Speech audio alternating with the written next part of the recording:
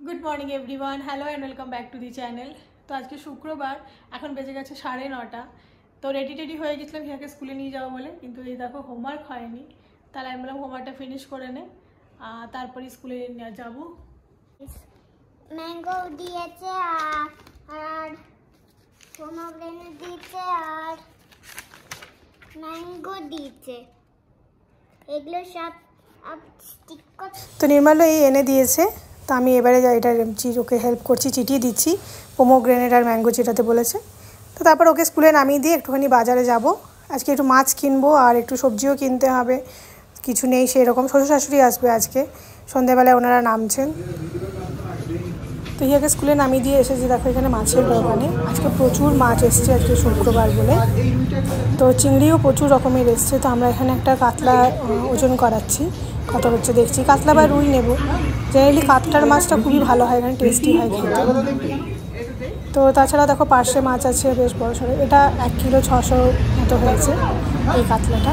তো নির্মলা আরেকটা ওজন করাচ্ছে।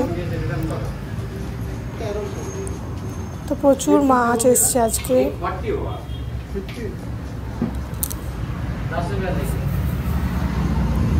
তো আমরা এই দোকান থেকেই মাছ নিই, অ্যাকচুয়ালি মাছের কোয়ালিটিটা ভালো হয়। আর অনেক রকমের চিংড়ি এসছে, ছোটো মাঝারি বাগদা চিংড়ি, এই দেখো। তো নির্মলও মাছ নিচ্ছে, আমি এখানে এসেছি জাম কিনতে। একটা ছেলে বসেছে প্রচুর জাম নিয়ে, তো 70 টাকাতে দিচ্ছে 250। সিজনাল সবসময় পাওয়া যায় না, আর আমার জাম খেতে খুবই ভালো লাগে, তাই জন্য এখানে জাম নিচ্ছি। তো জাম নেওয়া হয়ে গেছে, আমি 500 জাম নিয়ে নিয়েছি, 140 টাকাই নিল। এই যে মাছের এখানে নেওয়া হচ্ছে। গাজর একটু নেবে, হ্যাঁ। মাছ নেওয়া হয়ে গেছে, এসেছি ভিলেজে সবজি নিতেও। গাজর নিচ্ছি, আমি একটু এখানে কাঁকরোল নেব। তো ভিলেজে দেখো আমি এখানে দেখলাম সোনা মুগের ডাল এসছে, সবসময় পাওয়া যায় না স্টকে, এবারে এসছে। তো এখানে দেখো মুসুর ডাল এসছে। এই ছোটো মুসুরের যে দানাটা আছে সেটা এখানে পাওয়া যায় না।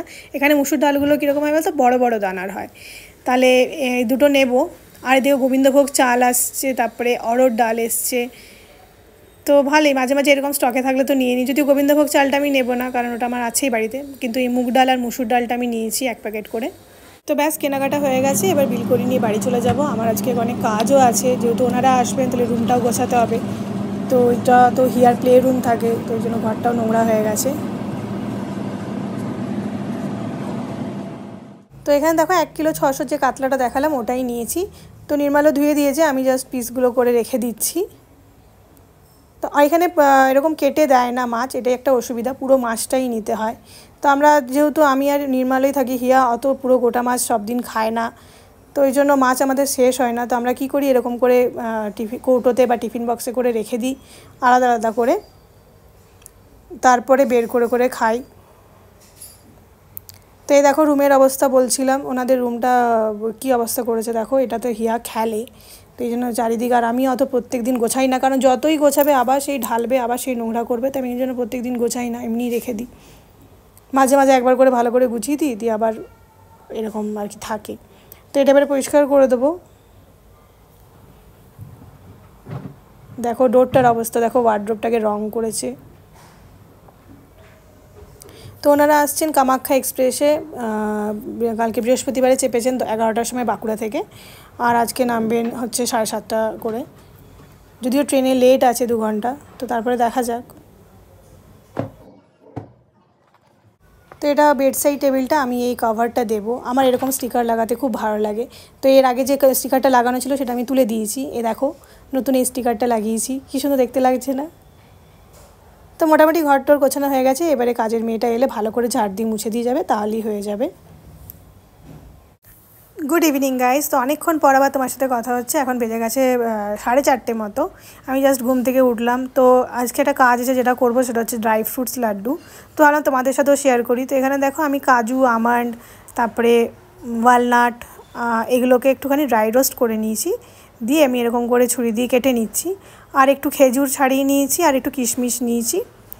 আর এখানে রোস্টেড ইয়েটা কেনা আছে, আমার পেস্তাটা রোস্টেড কিনেছি, তাহলে এটাকে এই জন্য আর রোস্ট করিনি, এটা ডিরেক্ট কেটে পরে মিশিয়ে দেবো। তো সব কিছু দেখো এরকম করে কেটে নিয়েছি। একবার ড্রাই রোস্ট করে নিলে কাটতে বেশি সময় লাগবে না। আর এখানে গুড়টা দিয়েছি, আর এখানে দেখো মিক্সিটা সরি ডেটসটা আমি এখানে ইয়ে করে নিয়েছি, একটুখানি মিক্সিতে পেস্ট বানিয়ে নিয়েছি। এবারে সবগুলো একসাথে মিক্স করে আর ছোটো ছোটো করে লাড্ডু বানিয়ে নিয়েছি। তো আজকে ভিডিওটা যদি এখানেই শেষ করছি, যদি ভালো লেগে থাকে তাহলে অবশ্যই লাইক দিও, যারা নতুন দেখছো চ্যানেলটা সাবস্ক্রাইব করো। দেখা হচ্ছে খুব তাড়াতাড়ি নতুন আরেকটা ভিডিও নিয়ে, ততক্ষণের জন্য ভালো থেকো, সুস্থ থেকো।